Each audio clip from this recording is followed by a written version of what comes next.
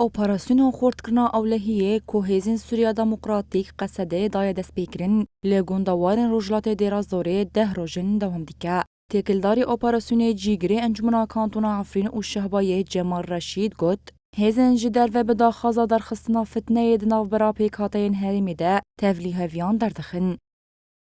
خواستن جارك دن برسكريكا قد هندر دير الزوري در كتي بكن تشتكي طائفي تشتكي كردي عربي قو هرو هيزا قد هندر باكورو روجلاتي سوريا دا تشبي ناوك ريفا برا خسر دبي آقل تهوائيه خواستن بيلي بكن قو هوا مشروعكي خاص بكردا كرجي بيكاتين ده هندر منطقه دا شخارب كارتينن طبعا حقيقة جي قال جيزاني يعني أمي وارن هاد إنسان در وبری خسر دا إنسان هزید می عسکری دا إنسان گیشتن أستار وبریش بيكاتي عربنش بيكاتي آشورنش بيكاتي سرياننه. هر وها جمال رشید پشتگیری اپراسیون قصدی کر و دیار کرکو به هفگرتنا گلان اوی داوی لپلان داگر کرام بینن.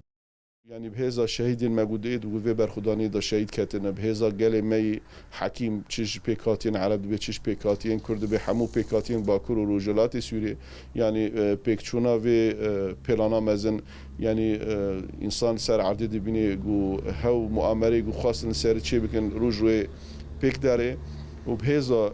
قال مي هندر وردا امریکی نبن و شری بسرکفتن بدیل و سرکفتن مازن چی بکن عین یک بینی گلاند هندر وردا زیاده تر بکن.